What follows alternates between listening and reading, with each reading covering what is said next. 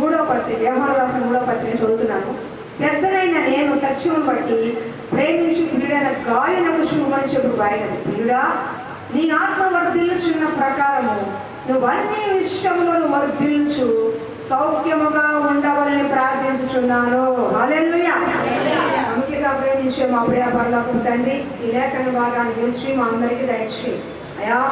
మరి మేము ఏ విషయాల్లో వర్ధిల్లాలో, మా ఆత్మ ఏ విషయాల్లో వర్ధిల్లాలో మాకు ఈ రాత్రి కాస్త నేర్పించండి. ఆత్మ ఎదుగుదలకు సహాయం దయచేయి అయ్యా. ఎవరంతా ఈ వాక్యం వింటున్నారో వాళ్ళ మనసును గ్రహింపచేయండి అయ్యా. వాక్యం వినిపింపచేయండి, పరిశుద్ధాత్మ జరిగింపచేయండి. ఆత్మీయంగా ఎదగాలన్న ఆశ వాంఛ వాళ్ళలో కలిగించండి, నాలో మాలో పుట్టించండి. ఒకవేళ దేవుని వారు తెలుసుకుని ఆత్మీయంగా ఎదిగే కృపకి మీ సహాయ సహకారం అందించమని, ప్రతి డిస్టర్బెన్స్ వేస్తున్నామో తీసివేయమని, వాక్యాన్ని మీకు అప్పగించుకుంటూ మీరు దీవించి ఆశీర్వదించి మా అందరికి పంచమని ఏస్తున్నామడుచున్నాము తండ్రి. ఆమేన్. వాక్యం సెలవిస్తుంది, బాగా జ్ఞాపకం చేసుకోండి. ప్రియుడా, నీ ఆత్మ వర్ధిల్లుచున్న ప్రకారము నువ్వు అన్ని విషయంలోనూ వర్ధిల్లుచు సౌఖ్యముగా ఉండాలని ప్రార్థించుచున్నాను. యోహాను గారు గాయు అనే వ్యక్తికి రాస్తున్నాడు ఈ పత్రిక. ఏమంటున్నాడంటే, ప్రియుడా అంటే ప్రియుడా అనే పురుషులే కాదు, మీరు కూడా ప్రియుడా ప్రియుడా కుమారుడా కుమార్తె, మీరు నీ ఆత్మ వర్ధిల్లుచున్న ప్రకారము అన్ని విషయాల్లో కూడా మీరు సౌఖ్యముగా ఉండాలి. అంటే సంతోషముగా ఉండాలి, సుఖముగా ఉండాలి, ఆస్వాదించబడాలి, ఆనందింపబడాలి, అన్ని విషయాల్లో కూడా మీరు బాగా ఉండాలి అని ప్రార్థన చేస్తున్నాను అన్నాడు. ఇక్కడ నన్ను ఆకర్షించిన మాట ఏంటంటే, నీ ఆత్మ వర్ధిల్లుచున్న ప్రకారము. మొట్టమొదటి కండిషన్ ఏంటంటే ఏమంటున్నాడు ఆయన, నీ ఆత్మ ఎదిగే కొట్టి. వర్ధిల్లడం అంటే ఎదగటం, వర్ధిల్లడం అంటే దినదినము కూడా ఎదగటం. వర్ధిల్లడం అంటే ఈ రోజున ఒకప్పుడు 300 రూపాయలు జీతం చేసుకున్నాం, ఈ రోజున 3,000 30,000 అవుతుంది. ఇది నట కాదా? చిన్నప్పుడు పిల్లలు ఎంత ఉన్నారు, ఇప్పుడు ఎంత చూస్తే ఎంత అవుతున్నారు. ఇది నట కాదా? ఎదగకపోతే ఏమవుతుంది? బాధపడతారు. శరీర అవయవాలను సరిగ్గా ఎదలేదనుకో చూసేవాడికి ఎలా ఉంటుంది? బాధేస్తుంది. మానసికంగా ఎదలేకపోతే పిల్లలు చూసి ఏమనిపిస్తుంది? బాధేస్తుంది. కానీ అలాగే దేవుడు అంటున్నాడు, నీ ఆత్మ వర్ధిల్లుచున్న ప్రకారము 1-2 విషయాలు కాదు, అన్ని విషయాల్లో, కుటుంబ విషయంలో కానీ, ఉద్యోగ వ్యాపారం విషయంలో కానీ, నీ చేతుల పనుల విషయంలో కానీ, నీ పిల్లల భార్య పిల్లల విషయంలో కానీ, అన్ని విషయాలు ఆత్మ విషయాలు కూడా వర్ధిల్లాలి, సౌఖ్యంగా ఉండాలని అంటున్నాడు. ఇక్కడ నన్ను ఆకర్షించిన మాట ఏంటంటే, నీ ఆత్మ వర్ధిల్లుచున్న ప్రకారము. మన ఆత్మ దినదినము కూడా ఎదుగుతూ ఉంటే మనం సౌఖ్యముగా ఉంటాం. మన ఆత్మ దినదినము కూడా ఎదుగుతూ ఉంటే మనం సంతోషంగా ఉంటాం. మన ఆత్మ దినదినము కూడా ఎదుగుతూ ఉంటే మనము ఆశీర్వాదకరంగా ఉంటాం. మరి ఆత్మ ఎదగాలి అంటే ఏం చేయాలి? ఆత్మ వర్ధిల్లాలి అన్నాడు ఆయన. ఆత్మ వర్ధిల్లు అంటే ఏంటి? ఈ రోజున చిన్న పూరి గుడిసెలో ఒకప్పుడు ఉండేవాడండి, ఈ రోజు ఇంత బిల్డింగ్ కట్టారు. అంటే ఏంటి? ఎదిగారా లేదా? ఒకప్పుడు ఒక ఇంట్లో ఉండేవాళ్ళు 2 ఇళ్ళు కొనుక్కున్నారండి, ఎదిగారా లేదా? అవునా కదా? ఒక కారు 2 కార్లు కొనుక్కున్నారండి, ఎదిగారా లేదా? అవునా కదా? ఎదగడం అంటే ఏంటి? కొంచెం ఉన్న దాన్ని కొద్ది ఐశ్వర్యంలోకి వెళ్ళటము. అలాగే మన లోక సంబంధం చెప్పాలంటే వాళ్ళు ఏమి తింటానికి కూడా లేని వాళ్ళు ఏదో 10 మంది పెడుతున్నారంటే అది ఎదిగినట్టే కాదు. అవునా? ఆస్తిలో కానీ, ఐశ్వర్యంలో కానీ, ఆహారం విషయంలో కానీ, వస్త్రాల విషయంలో కానీ, కట్టుకోవడానికి కూడా చీర లేని మా టైంలో ఎవరి దగ్గర పేరంటానికి పెళ్లికి వెళ్ళాలంటే పక్కింటి దగ్గర, తెలిసిన వాళ్ళ దగ్గర, చుట్టాల దగ్గర అరువు తెచ్చుకున్న చీరలు ఉంటాయి కొంతమందికి. సరైన చీర లేకుండా, సరైన నగలు లేకుండా, పిన్ని నేను పెళ్లికి వెళ్తున్నాను, నేను చీర కట్టుకుని వెళ్తాను అడిగి తెచ్చుకున్న వాళ్ళు ఉన్నారు. కానీ అలాంటి ఉన్న వారి మధ్య కూడా 2 బీరువా చీరలు ఉండేవాళ్ళు. ఇప్పుడు అర్థమవుతుందా? అంటే లోకపరంగా అన్ని విషయాల్లో కూడా ఎదుగుతున్న వారుగా ఉన్నారు. కానీ ఇక్కడ చెప్తున్నమాట అది కాదు. నీ ఆత్మ వర్ధిల్లుచున్న ప్రకారము లోకపరంగాను ఆత్మీయంగాను నువ్వు ఎదగాలి. నీ ఆత్మ వర్ధిల్లుచున్న ప్రకారము, నీ ఆత్మ ఎదుగుదల ప్రకారం నువ్వు సౌఖ్యంగా ఉంటావంట. నీ ఆత్మ ఎదిగే ప్రకారం బాగుంటావంట. నీ ఆత్మ దేవుని ఎదిగే కొద్దీ నువ్వు ఆశీర్వాదకరంగా ఉంటావు. అర్థమవుతుందా? నీ ఆత్మ ఫస్ట్ ఏం చేయాలి? మన ఆత్మ అంటే దేవుడు మనకు దయచేసిన ఆత్మ. నువ్వు శరీరంతో అంటావా, ఆత్మతో అంటావా? అవునా? మనం ఆరాధించు వారు దేవుడు ఆత్మతోనూ సత్యముతోనూ ఆరాధించాలన్నారు. మన ఆత్మ దేవుని ఆత్మతో కలుసుకుంటే నిద్రపోతే కాదు. దయచేసి ఎవరు కూడా నిద్రపోవద్దు. నిద్ర వస్తుంటే బయటికి వెళ్ళి మొహం వాష్ చేసుకురండి. రికార్డింగ్ అవుతుంది, గట్టిగా నేను మాట్లాడలేను. దయచేసి నిద్రపోయిన వాళ్ళు, నిద్ర వస్తున్న వాళ్ళు బయటికి వెళ్ళి మొహం వాష్ చేసుకురండి. అపవాదిని చోటు ఇవ్వకండి. అర్థమవుతుందా? ఆత్మీయంగా ఎదగడం అంటే ఏ విషయాలు ఎదగాలి? 7 రకాల విషయాలు ఎదగాలి. చాలా విషయాలు ఉన్నాయి, కానీ 7 పాయింట్లు మీకు చెప్తాను అవకాశాన్ని బట్టి. ఫస్ట్, ప్రార్థనలో ఎదగాలి. దేంట్లో ఎదగాలి? నీ ఆత్మ వర్ధిల్లాలి. అంటే నీ ఆత్మ ఎదగాలి అంటే ఫస్ట్ ప్రార్థనలో ఎదగాలి. 2, వాక్యములో ఎదగాలి. 3, పరిశుద్ధతలో ఎదగాలి. 4, సహవాసంలో ఎదగాలి. 5, క్షమించే విషయంలో ఎదగాలి. 6 సహవాసంలో ఎదగాలి. 7 ఇచ్చే విషయంలో ఎదగాలి. ఈ 7 రకాల ఎదుగుదల ఎవరైతే దగ్గరైతే ఉంటాయో వాళ్ళు వర్ధిల్లుతారు. అన్ని విషయాల్లో వర్ధిల్లిన వారు అవుతారు. అర్థమవుతుందా? నీ ఆత్మ వర్ధిల్లుచున్న ప్రకారము నువ్వు అన్ని విషయాలు సౌఖ్యముగా ఉంటావు అని చెప్తున్నాడు యోహాను గారు. మరి నీ ఆత్మ వర్ధిల్లుతుందా? నీ ఆత్మ ఎదుగుతుందా? ఒకప్పుడు మందిరంలోకి వచ్చి ప్రార్థన చేసే ఆత్మ ఈ రోజు 10 నిమిషాలన్న ప్రార్థన చేస్తుందా? ఒకప్పుడు గంట సేపు కన్నీరు ప్రార్థన చేసే ఆత్మ ఈ రోజు పావు గంట ప్రార్థన చేయగలుగుతున్నావా? ఒకప్పుడు 2-3 అధ్యాయాలు చదివి వాక్యం చదువుకునే నువ్వు ఈ రోజు ఒక అధ్యాయం చదువుతున్నావా? నీ ఆత్మ ఎదుగుతుందా, తగ్గిపోతుందా? ఇక్కడ అండర్లైన్ చేసి పెట్టుకోండి. నీ ఆత్మ ఎదుగుతున్న ప్రకారము, వర్ధిల్లుతున్న ప్రకారం నువ్వు అన్ని విషయంలో కూడా సౌఖ్యముగా ఉంటావు. ఆత్మ ఎదగకపోతే నువ్వు ఎక్కడేసిన బొమ్మలంటే అక్కడే ఉంటుంది. అర్థమవుతుందా? ఫస్ట్ ఏం చెప్పుకున్నావు? ప్రార్థనలో ఎదగాలి. ప్రియుడా, నీ ఆత్మ వర్ధిల్లుచున్న ప్రకారము అంటే మొట్టమొదటి మన ఆత్మ ప్రార్థనలో ఎదగాలి. దేంట్లో ఎదగాలి? అందరూ చెప్తారు. ప్రార్థనలో ఎదగాలి. యేసు ప్రభు వారే మనకు మాది. యేసు ప్రభు వారు భూమి మీదకి వచ్చి పరిచర్య ప్రారంభించే ముందు 40 రోజులు ఉపవాసం ఉండి ప్రార్థన చేశారు. ఏం చేశారు? 40 రోజులు ఉపవాసం ఉండి ప్రార్థన చేశారు. ఆయన ఒక పక్కన పరిచర్య చేస్తూ రాత్రికాల సమయంలో ఒంటరిగా ఏకాంతంగా ప్రార్థన చేసేవారు. సమూహంలో ప్రార్థన చేసేవారు. శిష్యులతో కలిసి ప్రార్థన చేసేవారు. మనకి బైబిల్ మాదిరి భక్తులు కాదు. యేసు ప్రభు వారే మనకి మాదిరి. చాలా మంది అంటారు యేసు ప్రభు మంచోడమ్మా, క్రైస్తవుల చెడ్డోళ్ళమ్మా. యేసుబాబు మంచోడమ్మా, క్రైస్తవుల చెడ్డోళ్ళం. ఎందుకని? యేసయ్య మంచివాడే, యేసయ్య ప్రేమించేవాడే, యేసయ్య క్షమించేవాడే, యేసయ్య సహించి భరించేవాడే. కానీ మనలోనే లేవు కాబట్టి ఆయన బట్టి మనం జరుగుతాం. ఇది అర్థమవుతుందా? వీళ్ళ అమ్మా నాన్న చాలా మంచివాళ్ళు అండి, ఎవరి జోలికి వెళ్ళండి. కానీ వీళ్ళ పిల్లలు ఉన్నారే ఎప్పుడు గొడవలు తీసుకొస్తారంటే అంటే 10 పిల్లలు చూస్తే వాళ్ళ అమ్మ నాన్న మంచివాళ్ళే. కానీ పిల్లలు పిలుపుగా ఆటలకి గోళిక ఆటకెళ్ళినప్పుడు తలుకుని వస్తారు. అప్పుడు ఏమంటారు? ఒరే మీ అమ్మ మీ నాన్న చూడండి ఎంత మంచివాళ్ళు, ఎవరి జోలికి మీరేంటారు బాబు రోజుకు గొడవ తీసుకొస్తారు అంటారు అందరూ. అలాగే పరమ తండ్రి అయిన యేసయ్య మంచివాడు, యేసయ్య గొప్ప దేవుడు, యేసయ్య అద్భుతం చేసేవాడు, యేసయ్య మన రక్షకుడు, యేసయ్య మన పాప విమోచన చేసేవాడు. ఆయన మంచివాడే. కానీ ఆయన నమ్ముకున్న మనం ఎలాంటి వారు? నన్ను గురించి ఎలా చెప్పాలి? అలా చెప్పకూడదు. యేసు నమ్ముకున్న వీళ్ళు కూడా మంచివాడని చెప్పాలి. యేసయ్య మంచివాడని చెప్పి నోటితోనే మనలో కూడా మంచివాడని చెప్పాలి. ప్రార్థనలో ఎదగడం. యేసు ప్రభు కూడా అంత పగలంతా పరిచయం చేసేవాడు. మీరు అంటున్నారు మీరు పనులు ఉన్నాయని. నేను నిజమే, పనులు ఎప్పుడు లేవు, చచ్చేంత వరకు ఉంటాయి పనులు. చనిపోయేంత వరకు కూడా ఓపుకుంటే పని ఉంటానే ఉంటుంది, ఉండకుండా ఉంటుందా? కానీ యేసు నిమిత్తము, సంఘము నిమిత్తము, వాక్యము నిమిత్తము కాస్త పక్కన పెట్టాలి. అంటే మీకు అర్థమయ్యే భాషలో చెప్తున్నా. ఇప్పుడు మీకు మా శ్యామలా గారు బట్టలు చేస్తారు. సడన్గా రేపు వెళ్ళాను, ఏదో రేపు ఫంక్షన్ చేసిన ఇన్ని బట్టలు ఉన్నాయి, రేపు ఫంక్షన్ అటెండ్ అవ్వాలి, ముఖ్యమైన ఫంక్షన్. ఈ బట్టలు చేసుకుంటే అయిపోద్దా? పక్కన పెట్టేసి ఎల్లుడి చేసుకున్నా ఫంక్షన్కి వెళ్ళిపోద్దా? ఏం చెప్పండి? అవును కదా. అంటే ఏంటి? బట్టలు ముఖ్యమే, వస్తే డబ్బులు వస్తాయి, కానీ ఆ వ్యక్తులు ముఖ్యం.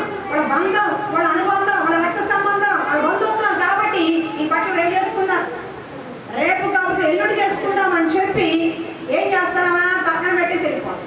మరి ఒక్కరోజు బట్టలకి డబ్బులు వచ్చేదాన్ని పక్కన పెట్టి ఒక పేరెంటానికి వెళ్ళి రాగలిగితే ఆశీర్వదించే దేవుడి దగ్గరికి పక్కన పెట్టి ఎందుకు రాలేకపోతున్నారు మీరు? నీ ఆత్మ ఎందుకు వర్ధిల్లలేకపోతుందంటే ప్రార్థన లేదు కాబట్టి. కాస్తంత పక్కన పెట్టి, పని పక్కన పెట్టి ప్రార్థనలో కూర్చోవాలి. మీరు ఒంటరిగా ఇంట్లో ఉన్నా కాస్త పక్కన పెట్టుకోండి. అంట్లు ఉన్నాయనుకో, ప్రార్థన చేసుకోవాలని అనిపించింది అనుకోండి, అంట్లు కాస్త పక్కన పెట్టండి. ఇంకో గంట అనుకోండి, ఏమవుతుంది? ఒక గంట పక్కన పెట్టుకోండి, ఏమవుతుంది? కానీ ప్రార్థనా సమయాన్ని కోల్పోతే ఆ ఆశీర్వాదాన్ని మీరు పోగొట్టుకుంటారు. యేసయ్య పగలంతా పరిచయం చేసేవాడు, సాయంకాలం రాత్రి పడుకోకుండా ఏకాంతంగా ఎంత అలసిపోతారండి. పగలంతా స్వస్థపరిచి వాక్యం చెప్పి గొంతు చించుకునేసి అన్ని చేసి అందరి మీద పడి ఆ చెమటకాలు ఎంత ఉంటే ఎంత అలసిపోతారు మనిషి. ఆయన కూడా మన మనిషే కదా ఉన్నాడు. ఎంత అలసిపోతారు. అయినా సరే రాత్రి ఏకాంతంగా ఆయన గెస్తమన తోటలోనే కొండ అరణ్య ప్రాంతాలు వెళ్ళి ప్రార్థన చేసేవాడు. మరి అలాంటి ప్రార్థన అనుకుంది. ఎందుకు మన ఆత్మీయంగా ఎదగలేకపోతున్నామంటే ఫస్ట్ ప్రార్థన చేయలేకపోతున్నాం కాబట్టి. ప్రార్థించేవారు ఆత్మలో ఎదుగుదల అవుతారు. కొర్నేలి గురించి సాక్ష్యం చెప్తున్నాడు. ఇది ప్రాక్టికల్ చెప్పుకుంటే వెళ్ళిపోతున్నా. చాలా రెఫరెన్స్ ఉన్నాయి, అవకాశం చెప్తా. అపోస్తుల కార్యము 10:1-3 చదివితే కొర్నేలిని సతాయిస్తున్నాడు. ఆయన గురించి చెప్తున్నారు. ఆయన చాలా మంచివాడు, బహుదాన ధర్మాలు చేసిన వాడు, కానీ ఎల్లప్పుడూ ప్రార్థన చేసేవాడు అని సాక్ష్యం చెప్తున్నాడు. ఒక శతాధిపతి అంటే 100 మంది తన కింద పనిచేసేవాడు. 100 మంది తన కింద పనిచేసేవాడు. ఎంత బిజీగా ఉంటాడు. ఇంట్లో 2-3 ఉండి పిల్లలు ఉంటేనే మీరు బిజీ అయిపోతున్నారు. 100 మంది పని పురమాయించాలి, ఆయన పని చేయాలి, ఆయన కుటుంబ పని చేసుకోవాలి, ఇంకా లోకంలో అన్ని వాళ్ళు రకాలుగా చూసుకోవాలి. అవునా కదా? ఎంత బిజీగా ఉంటారు. అయినా సరే కొర్నేలి గురించి వాక్యం చెప్తుంది, ఎల్లప్పుడూ ప్రార్థన చేసేవాడు. ఎల్లప్పుడూ. ఎందుకని ఆ ప్రార్థన ఎలా చేసేవాడు చెప్పనా? మీకు చిట్కాలు చెప్తే నేర్చుకోండి. కళ్ళు మూసుకుని ప్రార్థన చేసుకోండి, మందిరంలో ప్రార్థన చేసుకోండి. ఇది కాకుండా బట్టలు ఉతికేటప్పుడు ప్రార్థన చేసుకోండి. అర్థమవుతుందా? ఉతుకుతా ఉండండి, కానీ ఆత్మలో ప్రార్థన చేయాలి. మీ ఆత్మ దేవుడితో కలవాలి. ఉతుకుతా ఉండండి. ప్రభువా, ఈ చెత్త మురికి ఎంత ఉందో నాలో ఉన్న మురికి తీసే ప్రభువా అని ఉతకండి. అంటే తోగుతా ఉన్నావనుకో, ప్రభువా ఈ పాత్ర తెల్లగా వచ్చినట్లుగా నన్ను కూడా రుద్దండి ప్రభువా, నన్ను కూడా తెల్లగా చేయండి ప్రభువా అని రుద్ది అనుకోండి. నిజమే. ఇల్లు ఉడుస్తున్నాం అనుకో, ఈ చెత్త అంతా పోయినట్టుగా నాలో ఉన్న ప్రతి చెత్త, నీకు ఇష్టమైన చెత్త అంతా నాలో తీసే ప్రభువా. అది ప్రార్థన. కళ్ళు మూసుకుని చేస్తేనే ప్రార్థన కాదు. నీ ఆత్మ దేవుడు ఆత్మతో కలుసుకోవాలి. ఇప్పుడు నేను డ్రైవింగ్ చేసుకుని వెళ్తాను, ప్రార్థన చేసుకుంటా. ప్రార్థన కళ్ళు మూసుకుంటానా? ఎదురుకొచ్చిన దేవుడు జ్ఞానం ఉండాలిగా. నేను డ్రైవింగ్ చేస్తూ కూడా ఆత్మలో ప్రార్థన చేసుకుంటే అంత ప్రభువా నేను ప్రయాణంలో వెళ్తున్నాను ప్రభువా, నా ప్రయాణం తోడుగా ఉండు, ఏ పని మీద ఆ పని నాకు తోడుగా ఉండని కళ్ళు తెచ్చుకుని డ్రైవింగ్ చేసుకుంటూ ఆత్మలో ప్రార్థన చేసుకుంటూ వెళ్తాను. అంతేగాని ప్రార్థన చేస్తున్నానని ప్రభువా ఆ కాసుకొని దేవాలన్నట్టు రీర్ వెళ్ళిపోతాను. గొంతులోకి ఎదురుగా లారీకి వెళ్ళిపోతాను. అంటారు అని మీరు సభకు నమస్కారం పెట్టారు. తర్వాత అర్థమైందా? అంటే జ్ఞానం కలిగి చేయండి.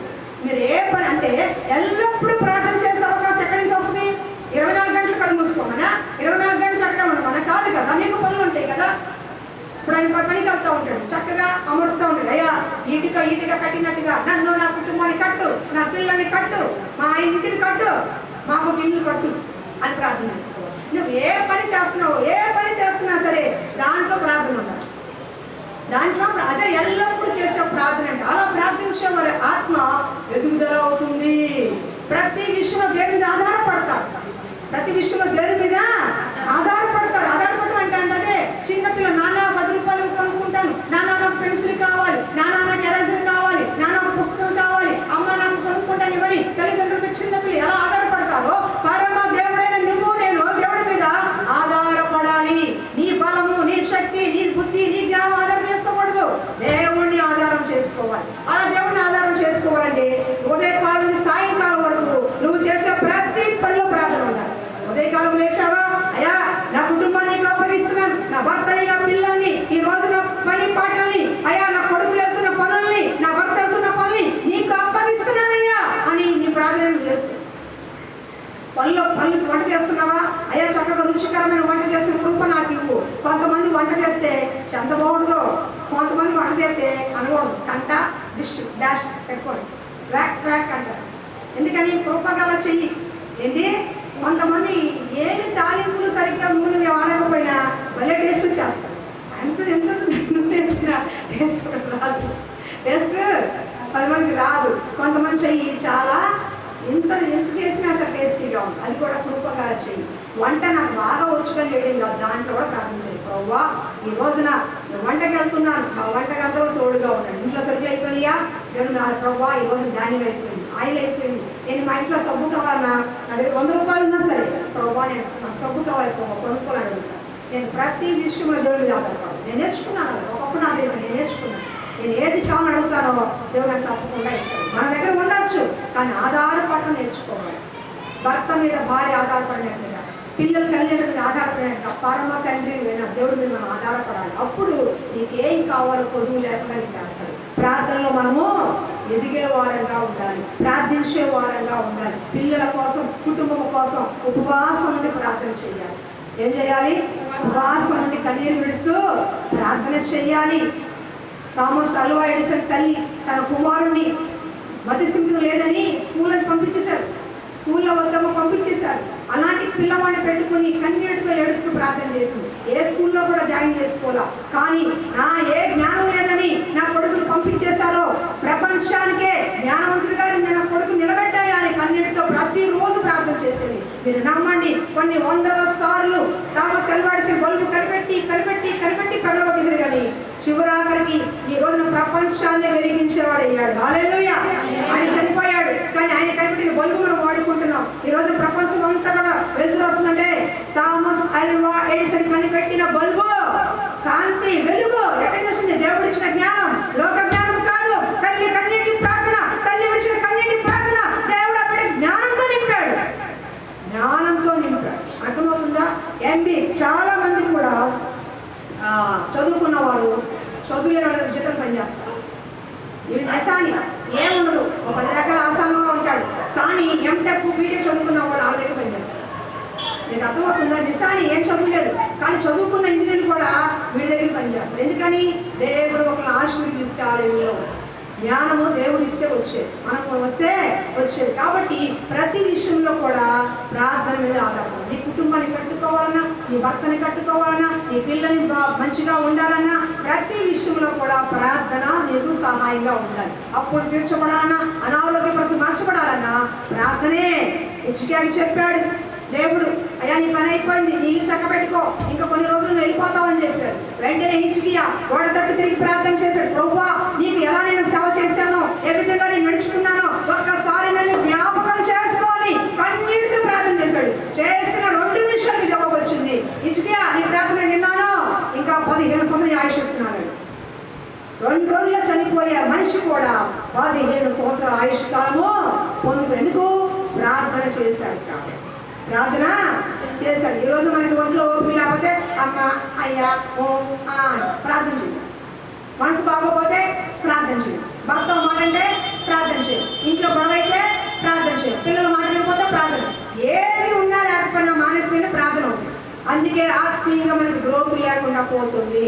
ప్రియుడా, నీ ఆత్మ వర్ధిల్లుచున్న ప్రకారము ప్రార్థనలో ఎదిగే వ్యక్తిగా ఉండాలి.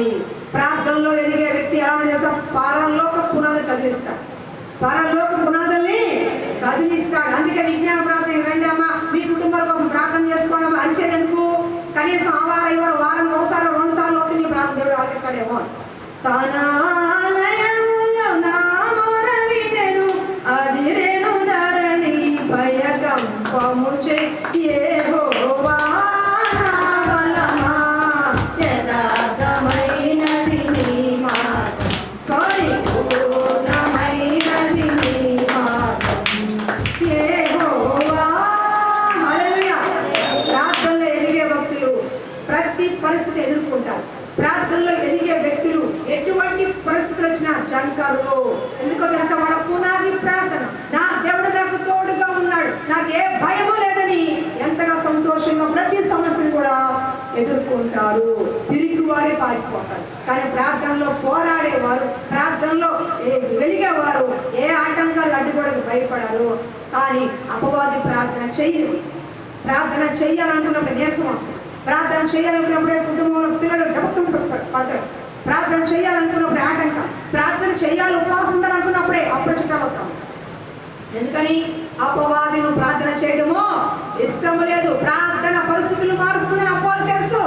ప్రార్థన చేస్తే నువ్వు కన్నీరు విడిస్తే నీ స్థితిగతులు మారుస్తాడు దేవుడైన విషయం అపవాది తెలుసు. కాబట్టి ప్రార్థన నేను చేయనవదు. కానీ వాక్యం సెలవిస్తుంది, అపవాది ఎదిరించుడి, అప్పుడు వాడు మీ ఎదురుండి పారిపోతాడు. ఎదిరించిన ప్రార్థన చేయగలిగితే గొప్ప విజయం నీ పక్కనే ఉంటది. ఓడిపోతే ఎక్కడేసిన గోవేట సమస్య అక్కడే ఉంటుంది. నువ్వు తిరగబడ్డావా ఏమైతుందో కానీ నేను ప్రార్థనలో కూర్చోవలసిందే, ఏమైతుందో కానీ నా దేవుడు నా ప్రార్థన ఆలకించాలి, ఈ సమస్య పరిష్కారం చేయాల్సిందే అని కూర్చున్నావా ఖచ్చితంగా జవాబు వచ్చేది. అర్థమవుతుందా? ప్రార్థనలో శక్తి ఉంటాం. ప్రార్థనే ఒక శక్తివంతుడు. ఆయన క్రైస్తవుడికి ఉండేది ఆస్తి ఐశ్వర్యం కాదు, ప్రార్థనతో ప్రపంచాన్ని జయించారు. యెహోషాపాతు విస్తారమైన సైన్యం వచ్చినప్పుడు తట్టుకోలేకపోయాడు. దేవా నువ్వే నాకు దిక్కు అన్నాడు. దేవుడే యుద్ధం చేసి గెలిపించాడు. ఆసాకి విస్తారమైన సైన్యం వచ్చారు. దేవా నువ్వే నాకు దిక్కు అన్నాడు. ఆసాకి జయించాడు. దావీదు వెళ్ళాడు, గొల్యాతును జయించాడు. ఇవన్నీ ఎవరు తెలుసా? ప్రార్థన ద్వారా జరిగింది. అంతెందుకు ఆడవాడి ఎస్తేరు కానీ యోధా జాతిని 3 రోజులు ఉపవాసం రక్షించుకుంది. యోధా జాతి కొన్ని లక్షల మంది చంపాలని ఆలోచన చేసి కుట్రపడ్డారు. కానీ 3 రోజులు ఉపవాస ప్రార్థనతో ఒక్కళ్ళకు కూడా హాని కలగకుండా తన జాతి మొత్తం రక్షించుకొని వేస్తారు. హల్లెలూయా. నీ కుటుంబంలో భర్త మారట్లేదు, పిల్లలు మారట్లేదు, పరిస్థితులు మారట్లేదు, ఎక్కడే సప్పులు అక్కడే ఉన్నాయి, ఎంత సంపాదించిన ఏమి ఎదుగుమని ఉంటుందని బాధపడుతున్నావా? ఉపవాసంతో కన్నీరు నుంచి దేవుడు ప్రార్థన చేయి. నీ స్థితిగతులు దేవుడు మారుస్తాడు. ప్రార్థన ఒకటే క్రైస్తవులకు ఆయుధం. చాలా మంది లోకంలో కత్తులు, కటాలు, తుపాకులు పడుతున్న ఆయుధాలు వెళ్తున్నారు జయించాలని. కానీ వాటిలో జయము లేదు. కానీ ప్రార్థనే గొప్ప జయాన్ని ఇస్తుంది. అందుకనే గొప్ప గొప్ప మిషనరీలు కూడా ప్రార్థన వల్లే సంఘాలు కట్టారు, ప్రార్థన వల్లే మిషన్ చేశారు, ప్రార్థన వల్లే అనేక ఆత్మలు నడిపించారు. బిల్లీ గ్రహం గారు 28 కోట్ల సువార్తనించాడు. ఆయన ఒకడే అంటాడు, ఏంటయ్యా మీ సక్సెస్ కంటే ప్రార్థన ప్రార్థన ప్రార్థన అంతే. కాబట్టి ప్రార్థన చేయకుండా ఆపేది ఎవరంటే అపవాది. మందిరానికి రాకుండా ఆపేది ఎవరంటే అపవాది. కాబట్టి కనీసం రోజు మొత్తంలో ప్రార్థనలో ఎదగండి. చిన్నప్పుడు అట్లాగే ఉండిపోయావా? చిన్నప్పుడు పాలు తాగావు, ఇప్పుడు పాలు తాగుతున్నారా? మీరు కక్క ముక్క తింటున్నారు, అవునా కదా? మటన్ ముక్క ఇచ్చినా సరే ముక్కినట్లుగా ఉన్నారు. పాలు తాగుతున్నారా? ఎదిగారు కదా మీరు. మరి ఆత్మలు ఎందుకు ఎదగరు?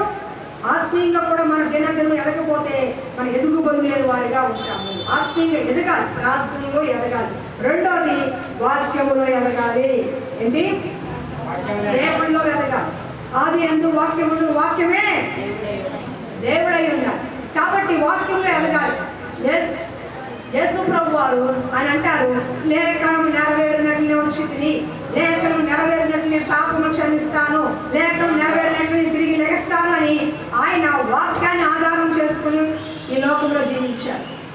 అర్థమవుతుందా? వాక్యాన్ని ఆధారంగా చేసుకుని ఈ లోకంలో జీవించారు. రెండవది అపవాది అంది, నీకు ఆకలి వస్తుంది కదా, 40 రోజులు ఉపవాస ప్రార్థనతో ఉన్నావు, శరీరం బాగా బలహీనం అయిపోతుంది, నువ్వు దేవుడు అయితే కదా, నువ్వు దేవుడి కుమారుడు అయితే ఆ రాళ్ళు ఉన్నాయి కదా, రొట్టెలు చేసుకుని తిను, ఆ రాళ్ళే రొట్టెలు చేసుకుని తిను, నువ్వు చేయగలవు అని అపవాది శోధిస్తుంది. వెంటనే దేవుడు అన్నాడు, మనుషులు రొట్టె వల్ల మాత్రం కాదు కానీ దేవుడి నోటి నుంచి ప్రతి వాక్యం వల్ల బతుకుతాడు అని ఎదిరించాడు. వాక్యాన్ని పెట్టి ఎదిరించాడు. ఈ రోజున మీకు కూడా వాక్యం తెలియాలి. ఎందుకని క్రైస్తవులు అట్టాగా ఉన్నారంటే కొద్దిగా గొప్ప మందిరానికి వెళ్ళి వస్తున్నారు, ప్రార్థన చేసుకుంటున్నారే కానీ వాక్యం విలువ వాళ్ళకి తెలియదు.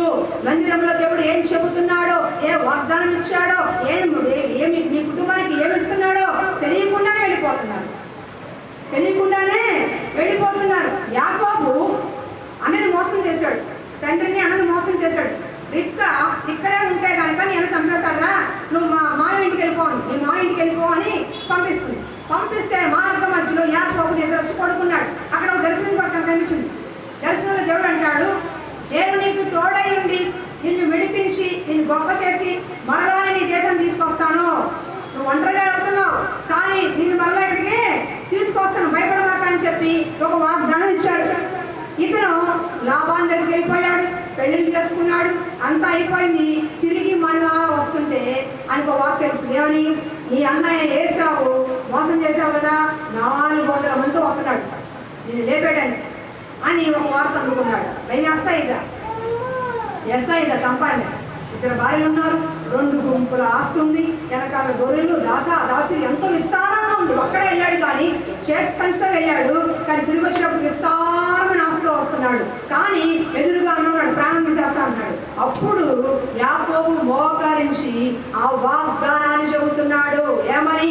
నేను నీకు తోడయ్యుండి నిన్ను విడవను ఎడబాయని చెప్పావు కదా, తిరిగి మరలా నా దేశంలో చూస్తానని చెప్పావు కదా, నీ వాగ్దానం ఇచ్చావు కదా, దాన్ని జ్ఞాపకం చేసుకో అని దేవుడికి జ్ఞాపకం చేస్తున్నాడు. వాగ్దానం నెరవేర్పు అంటే అదే. వాక్యంలో దేవుడు నీకు ఏం మాట్లాడతాడో ఇంటికి వెళ్ళిన తర్వాత నీకు పరిస్థితి విరోధంగా ఉన్నప్పుడు వాక్యాన్ని నువ్వు మాట్లాడాలి. ప్రభువా నాకు తోడై ఉంటానని చెప్పావు కదా, ఈ పరిస్థితుల్లో నాకు తోడై ఉండవా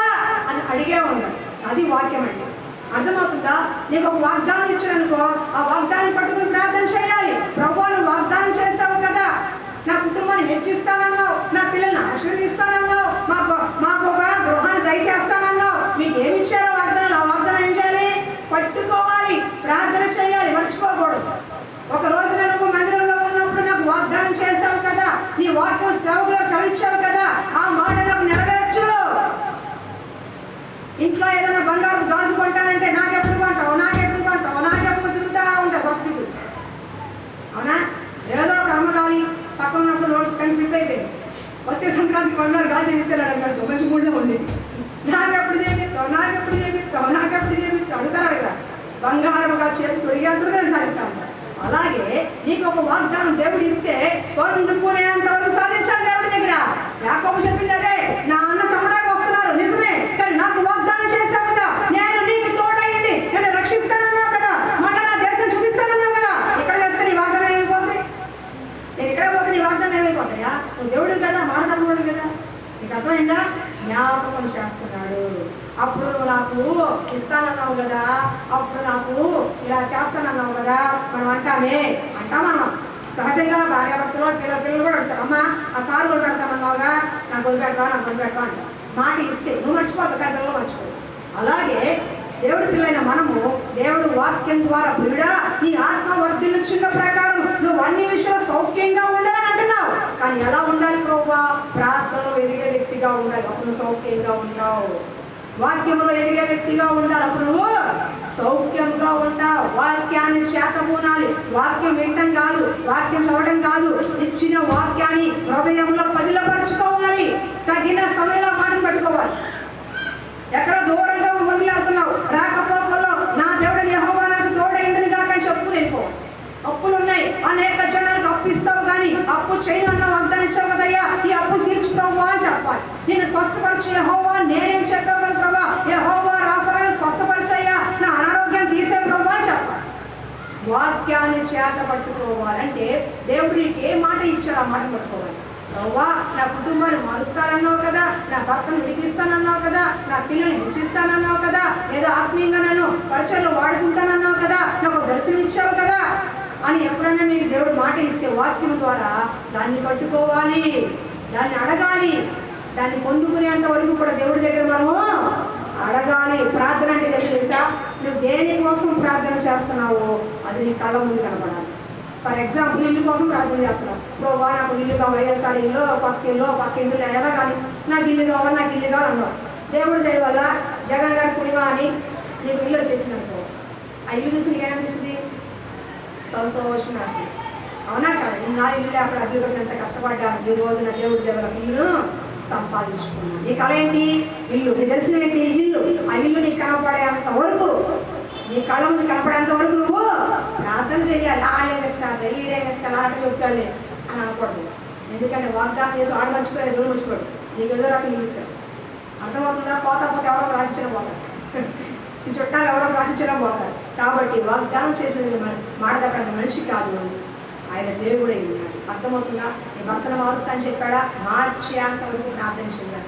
చాలా మంది తప్పు చేశారు తెలుసా, మారిపోతారు, మధ్యలో మానేస్తారు. వీళ్ళు మారడం, వాళ్ళే ఫిక్స్ అయిపోతారు. వీళ్ళు మారడం, ఇది ఎట్టే, ఇది 100, ఇది డాష్ డాష్ తిట్టుకుంటారు అంతే. సనుగులు గురువులు ఉండకూడదు. ప్రేమతో మార్చుకోండి, ప్రార్థనతో మార్చుకోండి. మారలేనంటే వాళ్ళు ఎవరు లేరు. వాక్యము ఒక వ్యక్తి విడుదల చేసింది. ఒక ఆవిడ భర్త దుబాయ్లో ఉండేవాడు. ఆ దుబాయ్లో ఉండి భార్యకి ప్రతి నెల డబ్బు పంపించేవాడు. చక్కగా ఒక సంవత్సరం బాగానే ఉంది. కానీ తర్వాత ఏమైందో, ఆ దుబాయ్లో మరొక స్త్రీ వ్యామోహాలు పడి ఈ భార్యకి డబ్బు పంపించడం మానేస్తే ఆవిడకి ఇంట్లో జరగక భర్తని సభించడం నేర్చుకుంది. వీడు డాష్, వీడు డాష్, వీడు డాష్, ఈ భాష ఉంటాయి కదా, అర్థం ముందు తిడుతుంది. తిడతా ఉంది. ఈమె తిడుతున్న కొద్దీ ఆ దుబాయ్లో ఉన్న భర్తకి ఆరోగ్యం క్షీణిస్తూ ఉంది. నేను తిడతా ఉంది, వాడికి ఆరోగ్యం కొద్దిగా క్షీణిస్తూ ఉంది. ఒక రోజు లెక్క వచ్చింది, నీ భర్త చావు ఒట్టి మధ్య ఉన్నాడమ్మా, బలహీనంగా ఉన్నాడు, ఎంతగా ఉండదు అన్నట్టుగా ఒక లెక్క వచ్చింది. వస్తే ఆమె పట్టుకుంది. ఈ లోపుగా ఆ ఊర్లో మీటింగ్ జరుగుతుంది. ఒక ఆవిడ పక్కింటి ఆవిడ వదిన పక్కదానికి ఏం చేస్తావు, కాస్త కూర్చుకోగరా పోదాం అని కూర్చుంది కదరా అని తీసుకెళ్ళి ఆమెకి ఇష్టం లేకపోతే వెళ్ళింది. మీటింగ్ కదా పోదాం. అక్కడ సేవకుడు వాక్యం చెప్తున్నాడు. చెప్తా నీ భర్తను క్షమించు, నీ భర్తను క్షమించు, నీ భర్తను క్షమించు, ఏంటని క్షమించు అని చెప్తుంది. ఏంటా క్షమించమంటాడని చెప్పి ఆ వాక్యం కొట్టుకోండి. ఇంటికి వచ్చి అయ్యా నా భర్త మంచోడో చెడ్డోడో కూర్చోడో పెద్దోడో దేంతోనో ఉన్నాయి, అది బాగుంటే చాలు, దాంతోనే ఉన్నాయి, ఎక్కడన్నా బాగుంటే చాలయ్యా నా భర్త అని ఏడ్చి ప్రార్థన చేస్తాను. మీరు నమ్మండి, కొద్ది కాలానికి ఆ భర్త ఆరోగ్యం అయ్యాడు. ఆ అమ్మాయిని వదిలేసి అక్కడ సంపాదించిన ఆస్తి తిరిగి వచ్చాడు భార్య. హల్లెలూయా. ప్రార్థన వాక్యమే అతన్ని మార్చి శపించినంత కాలము ఆరోగ్యం క్షీణించింది, శపించినంత కాలం బాగుపడ, శపించినంత కాలం అక్కడ అతని కుటుంబము ఏమాత్రం అభివృద్ధి పొందల. ఎప్పుడైతే క్షమించిందో, ప్రార్థించిందో, వాక్యానికి లోబడిందో అప్పుడు దేవుడు కార్యం చేయడం మొదలుపెట్టాడు. వాక్యం వింటే కాదండి, వాక్యానికి లోబడాలి. ఒకసారి కష్టంగా అనిపిస్తుంది, ఒకసారి చాలా బాగా వేరే దగ్గరికి వెళ్ళి మనం చేసేది ఏంటి, వాళ్ళ దగ్గర క్షమాపణ చెప్పాలా అని కూడా అనిపిస్తుంది. కానీ దేవుడే తగ్గించుకున్నాడు. నువ్వు నాకేంటి, యేసు ప్రభు వారి గుద్దారు, పిడుగుద్దేసి యేసు ప్రభు వారి గుద్దారు, మొహం మీద కాండ్రించి పువ్వు అని కాండ్రించి ఉప్పు వేశారు. నీకు ఎవరు ముమ్ము వేశాడు మొహం మీద చెప్పండి. కానీ అలాంటి వారిని కూడా యేసు ప్రభు వారు తండ్రి మీరేం చేస్తున్నాడు తెలియదు, క్షమించయ్యా ఆయన వాక్యానికి లోబడ్డాడు. వాక్యం వెంటనే కాదు, వాక్యానికి లోబడాలి. మారాలి అంటే ముందు మీరు మారాలి. ఆ తిట్లు, ఆ శాపనాదాలు పెట్టకూడదండి. శాప పిల్లలు కానీ భర్తలు కానీ అవి శపించకూడదు, శపించే మనసు ఉండకూడదు. ఏదైనా కోపంతో అవ్వండి, కానీ చెయ్యరగా నువ్వు పడిపోను, నువ్వు పోను అంటారు. పోతే ఏమవుతుంది, నీ మనసులో పోతుంది. అది కాల్ చేయడానికి ఏమవుతుంది, జీవితకాలం సేవ చేసుకోవాలి. అవసరమా? ఏ నోటి మాట జీవమరణం 4 వశము అన్నాడు. జీవమరణములు 4 వశము. నువ్వేం మాట్లాడతావు అది జరుగుతుంది. ఆశీర్వాదంగా మాట్లాడావా నీ కుటుంబం ఆశ్రయించబడుతుంది, అల్ప శాపంగా మాట్లాడావా నీ కుటుంబం శపించబడుతుంది. నీ నోటిలోనే దేవుడు ఆశీర్వదించాడు. నా భర్త బాగుంటాడు, ఒక రోజున బాగుంటాడు, ఒక రోజున మారుతాడు, నా పిల్లలు ఒక రోజున మారుతారు, నా దేవుడు మారుతాడు, నా దేవుడు మారుతాడు అంటా వాడు ఒక రోజు మారుతాడు. ఈ దిక్కుమాలోడు ఎంత చేసిన మాడు ఎంత అని అంటే అసలుగా అట్టాగి ఉంటాడు. అర్థమవుతుందా? దేవుడు చెప్పాడు జీవమరణంలో నీ 4 వశం, నీ 4లో పెట్టాడైనా. కాబట్టి నువ్వు ఏమి మాట్లాడతావో దాని ప్రకారం నీ ఇంట్లో జరుగుతుంది, నీ భర్తకు జరుగుతుంది, ఇంట్లో జరుగుతుంది. జాగ్రత్త సుమా, తెలిసి శపించుకోకండి. నేను చెయ్యి ఎగిపోను, నేను కాలు ఎగిపోను, వీడు ఏలాలి గుడ్డు వేసిపోను అంటారు చాలామంది అన్నారు. నేను అన్నారో లేదు కదా, కానీ తర్వాత ఏడ్చేదెవరు? మనమే. అవునా కాదు? కోపంలో అనేస్తాం, నేను జరిగితే ఏడ్చేదెవరండి? అవునా కాదు? కాబట్టి తల్లి మనసారా పెట్టకూడదు, బాగా పెట్టుకోండి. కన్న బిడ్డల్ని మనసారా కడుపుతో అస్సలు శపించుకోండి. అది మహాఘోరమైన శాపం. దయచేసి ఒక శపిస్తే దేవుడి దగ్గర క్షమించుకుని అడగండి. నిజమే, బాధ పెడుతున్నారు, కష్టపెడుతున్నారు, కన్నీరు విడుస్తున్నాం, కానీ నా దేవుడు మారుస్తాడన్న నమ్మకంతో ప్రార్థించండి. ఒక రోజున వాళ్ళ బుద్ధి, వాళ్ళ ప్రవర్తన దేవుడు మారుస్తాడు. ఈ ప్రార్థన ఆలకించి. అర్థమవుతుందా? మన వాక్యానికి లోబడాలి. ఏం చేయాలి? వాక్యానికి లోబడాలి. మూడోది నేను ఇంకొక చెప్పి ముగిస్తాను. మొత్తం 7 ఉన్నాయి, వచ్చే వారం మీద చెప్తాను. టైం 8 రోజులు 10 నిమిషాలు ముగిస్తాను అనుకున్నాను. ప్రార్థనలో ఎదగాలి, వాక్యంలో ఎదగాలి, రెండోది విశ్వాసంలో ఎదగాలి. ఏం చేయాలి? లేక యేసు ప్రభు వారు కూడా ప్రార్థన చేసిన వ్యక్తి, యేసు ప్రభు వారు కూడా లేఖనాన్ని నెరవేర్పుకై వచ్చిన వ్యక్తి. యేసు ప్రభు శాతాన్ని కూడా ఎదిరించారు. లేఖనాలు నెరవేర్చినట్టుగా వచ్చారని ఆయన కూడా ఎక్కడ అట్టిగా చెప్పలేదు. మనం కూడా వాక్యానికి లోబడాలి. ఎవరైతే వాక్యం వింటారు కాదు, ఎవరైతే లోబడతారో వారు ఆశ్రయించబడిన వారు అవుతారు. వారు ఆత్మీయంగా దిగిన వారు అవుతుంది. ఎందువల్ల ఏమవుతుంది? విశ్వాసం కలుగుతుంది. వాళ్ళకి చేసిన కార్యం నాకు కూడా చేస్తాడు, వాళ్ళ ఇంట్లో జరిగిన కార్యం నాకు కూడా చేస్తాడని నమ్మకం కలుగుతుంది. అప్పుడు మనము ఆత్మీయంగా ఒక మెట్టు ఎదిగివతాం. ఆ ప్రియుడా నీ ఆత్మ వర్ధిల్లుచున్న ప్రకారము నువ్వు అన్ని విషయంలో వర్ధిల్లాలి. ఏ విషయంలో వర్ధిల్లాలి? ఫస్ట్ ప్రార్థనలో ఎదగాలి. 2 వెరీ గుడ్, వాక్యంలో ఎదగాలి. 3 పరిశుద్ధులే ఎదగాలి. 3వది ఏంటి? పరిశుద్ధమైన జీవితం. దేవుడు క్లియర్గా చెప్పాడు 1వ పేతురులో, నేను పరిశుద్ధుని కనుక మీరు కూడా పరిశుద్ధులై ఉండండి అన్నాడు. అమ్మా బాబు బతిమాల, నేను పరిశుద్ధుడిని, పాపము లేని వాడిని, పాపము అంటని వాడిని, పాపము తెలియని వాడిని. నేను ఎంత పవిత్రంగా ఉన్నానో, ఎంత పరిశుద్ధంగా జీవించానో మీరు కూడా అంత పరిశుద్ధంగా జీవించనని చెప్పాడు. ఆజ్ఞ ఇచ్చాడు. అలా తప్పగా కాదు, పరిశుద్ధమైన జీవితం, పవిత్రంగా జీవితం అంటే భార్య భర్తలు తప్ప పర స్త్రీని భర్త చూడకూడదు, పర పురుషుడిని భార్య చూడకూడదు, పవిత్రంగా జీవించడం. ఎందుకంటే సంసార ధర్మం దేవుడు ఇచ్చాడు కాబట్టి. అర్థమవుతుందా? పెళ్లి కాని పిల్లలు బాయ్ ఫ్రెండ్స్ అని, చెత్త ఫ్రెండ్స్ అని ఆడతో ఏమో తిరిగేసి అడ్డమైన పనులు చేసేస్తే పవిత్రత కాదది. పెళ్లి కాని అబ్బాయిలు భార్య రాకుండానే అడ్డమైన పనులు చేసేసి బాయ్ ఫ్రెండ్ చెత్త చెదరం అంట, అది పవిత్రత కాదు. నేను పరిశుద్ధమైన ప్రకారం మీరు కూడా పరిశుద్ధంగా జీవించండి. నీకంటూ ఒక భర్త కన్యకైతే నీకంటూ ఒక వరుడు వచ్చేంత వరకు ఎదురు చూడు. ఒక మగపిల్లాడైతే భార్య వచ్చేంత వరకు కూడా ఎదురు చూడాలి. అంతేగాని ఆన్లైన్ గిల్లి గిచ్చుకోవడం పెట్టకూడదు. అలాంటి కూడా అడ్డమైన మాటలు చెయ్యి. ఎందుకు తెలుసా? నీ దేవుడు పరిశుద్ధుడు. ఒక నిమిషం, చాలా మంది అందరూ చదువుతుంటారు, ఇక్కడ ఒకడు ఎక్కడ ఒకడు ఎక్కడ ఒకడు, పట్టాలు కూడా 2, 3 ఉంటాయి. అంటే ఏంటి? మీ యొక్క 2, 3 ఉండాలన్నా, మీ ఇంట్లో 2, 3 ఉండాలన్నా. కానీ దేవుడు చెప్తున్నాడు, నేను పరిశుద్ధుడు, మీరు కూడా పరిశుద్ధంగా జీవించు. నీకు సంసార ధర్మం ఇచ్చాడు. నీ భర్తకి నువ్వు న్యాయం చేయి, నీ భార్యకి నువ్వు న్యాయం చేయి, నీ పిల్లలకి నువ్వు న్యాయం చేయి.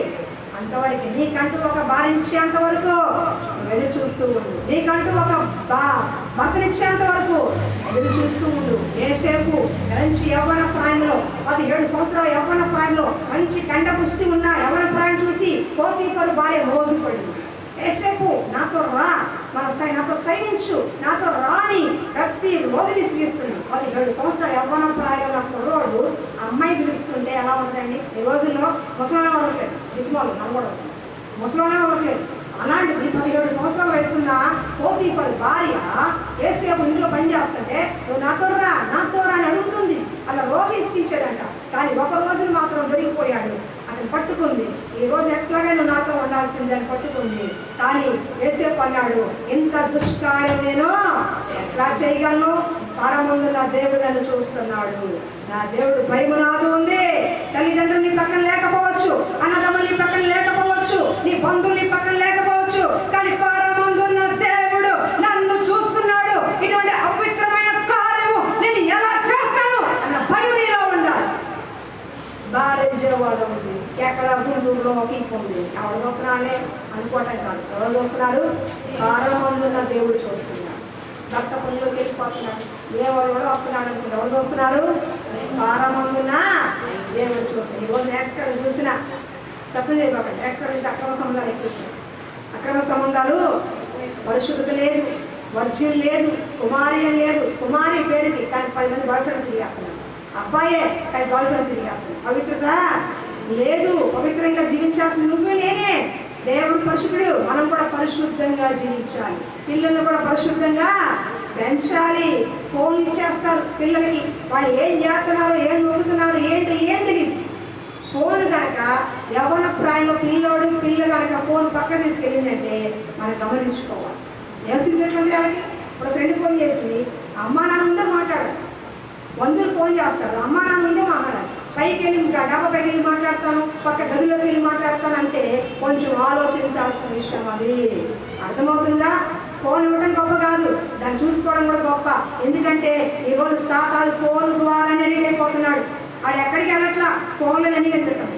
చూడకూడని చెత్త దృశ్యాలన్నీ ఫోన్లోనే కనపడుతుంది. కళ్ళతోనే పాపం చేస్తున్నాడు, శరీరంతో పాపం చేసి తెలిసారు కానీ కళ్ళతో పాపం చేస్తున్నాడు. చూడకూడని ఫోటోలు, చూడకూడని దృశ్యాలు, చూడకూడని బ్లూ ఫిల్మ్స్, చెత్త చెదారం అన్నీ ఫోన్లో చూస్తున్నారు. అది పాపం కదా? అవునా కదా? దానికి అడిక్ట్ అయిపోతున్నాను. కాబట్టి యవ్వన పిల్లలు ఫోన్ ఇచ్చేటప్పుడు గమనించుకోవాలి. ఇచ్చేయడం బాగానే ఉంటుంది, కానీ ఆ ఫోన్ వాళ్ళు చెడగొట్టే విధంగా ఉండకూడదు. ఎంతోమంది యవ్వనస్తుల జీవితాలు పాడైపోయి, ఎంతోమంది యవ్వనస్తుల జీవితాలు పాడైపోయినాయి ఫోన్ వల్లే. ఎవరో ఫేస్బుక్లో పరిచయం అవడం, ఎక్కడెక్కడో వెళ్ళిపోవడం, చాలా దారుణాలు జరిగిపోతుంది. ఇక్కడ చెప్పట్లేదు, కానీ మనం పవిత్రంగా జీవించాలి. ఆత్మీయంగా ఎదగాలి అంటే మూడోది పరిశుద్ధంగా జీవించాలి, పవిత్రంగా జీవించాలి. ఢిల్లీ గ్రహం గారు యవ్వన ప్రాయంలో సేవ చేస్తున్నప్పుడు భార్యను వదిలి 15 రోజులు ఇతర దేశాల్లో సేవకి వెళ్ళినప్పుడు ఇతర దేశాల్లో ఏంటంటే డైరెక్ట్ అడుగుతారు, మళ్ళా రూమ్ కాల్ ఫోన్ వచ్చింది, ఏమండి మీకు కాల్ గర్ల్ కావాలా, మీరు ఒంటరిగా ఉన్నారు కదా, కాల్ గర్ల్ పంపించమంటారు అంటే అమ్మాయిని పంపించమంటారా అంటే డైరెక్ట్ అడిగారు. అయినప్పటికీ ఆయన సేవకుడు, భార్యకు 15 రోజులు దూరంగా ఉంది. శరీరం ఏదన్నా అదుపు తప్పొచ్చు, ఉన్నా కదా, మనసు బాగానే ఉండదు కానీ శరీరం ఒకసారి ఉండదు. అప్పుడు వద్దు అన్నాడు. వద్దు అనేసి వెంటనే రూమ్ బయట తీసి, నా రూమ్కి నువ్వు తాళం వేసుకొని బయట తాళం వేసి వెళ్ళిపో. రేపు పొద్దున 5 o'clock తీసుకురా, తాళం తీసుకురా అన్నాడు. ఎందుకని? ఒకవేళ ఒంటరిగా తను ఉన్నాడు, ఆ ఒంటరి ఆలోచనల శరీరం ఎక్కడ అదుపు తప్పుతుందేమో, ఆలోచనలు ఎక్కడ అదుపు తప్పుతాయేమో. ఏ రాత్రి వేళ ఒకవేళ అమ్మాయిని పిలిస్తే పవిత్రత పోతుంది. భార్యకి ద్రోహం చేసినోడు అవుతాడు, తన సేవకుడైన పరిశుద్ధతని పోగొట్టుకుని అవుతాడని వాడిని పిలిచి బయట తాళం వేసుకొని రేపు పొద్దున్న రా అన్నాడు. తను ఒక్కడే రూమ్లో కొడుకుని ప్రార్థన చేసుకుంటూ ఉన్నాడు. పవిత్రత కాపాడుకున్నాడు. ఆలోచనలు వస్తాయి, సినిమాలు చూసి ఎడెక్ట్ అవుతున్నారు, హీరోయిన్ చూసినాడు కదా, సంబంధాలు ఉండాలి. మా ఆవిడ నువ్వు ఉన్నావురా చిరంజీవిలాగా కాదు, ఆయన కొత్త దాంట్లో తమ్మని అంత బాగా నా ప్రభాసలాగా ఉన్నా చెప్పు, ఎండిపోయి కట్టలాగా ఉంటారు. ప్రభాస్ అవుతారు ఇలా ఉన్నా సంబంధంలాగా ఉండాలండి, పవన్ కళ్యాణ్ లాగా ఉండాలి, నసీదేవిలాగా ఉండాలి, పోయింది కూడా. అంటే చాలామంది ఎవరి పిల్లలు తెలియక అడిక్ట్ అయిపోతున్నారు. హీరోయిన్ చూసి అబ్బా అని తప్పదు. అది అపవిత్రత. నీ హృదయంలో నీకంటూ అమ్మా నాన్న ఒక భర్తను తీసుకొచ్చేంత వరకు నీ శరీరము నీ ఆలోచన పవిత్రంగా ఉండాలి. నీకంటూ ఒక భార్య వచ్చేంత వరకు నీ శరీరము నీ ఆలోచనలు పవిత్రంగా ఉండాలి. అదే పరిశుద్ధత అంటే. నేను పరిశుద్ధున్నయ్యా, ప్రపంచం ఎవడు చెప్పరా ఈ మాట? 33 కోట్ల దేవతలు ఎవడు చెప్పరా? నా యేసే చెప్పాడు, నేను పరిశుద్ధుడు కనుక మీరు కూడా పరిశుద్ధంగా జీవించండి ఆజ్ఞ ఇచ్చాడు. అపవిత్రంగా జీవించాడు. ఆత్మ ఎదుగుదల ఉండాలి అంటే ప్రార్థనలో ఎదగాలి. ఆత్మీయంగా ఎదగాలి అంటే, సౌఖ్యంగా సంతోషకరంగా ఆశ ఉండాలంటే వాక్యంలో ఎదగాలి. పరిశుద్ధమైన జీవితంలో కూడా ఎదగాలి. ఆ విధంగా ఉన్నప్పుడే మనము అన్ని విషయాలు సౌఖ్యంగా సంతోషంగా ఆశీర్వాదకరంగా ఉంటాం. అర్థమవుతుందా? ఇంకొక 4 వచ్చే వారం సాయంకాలం చెప్పుకుందాం. ఇప్పుడు 3 పాయింట్లు చెప్పాను, ఇంకొక 4 పాయింట్లు ఉన్నాయి. దీన్ని పార్ట్ 2 వచ్చే వారం చెప్తాను. ఎందుకంటే 8:30 నేను ముగిస్తాను మాట ఇచ్చాను కాబట్టి ముగిస్తున్నాను.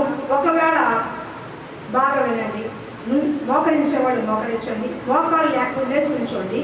ఎవరు ప్రార్థనగా కోల్పోయారని ఒకప్పుడు బాగా ప్రార్థన చేసి ప్రార్థన చేయలేకపోతున్నారేమో ప్రార్థన అడగండి దేవుడిని.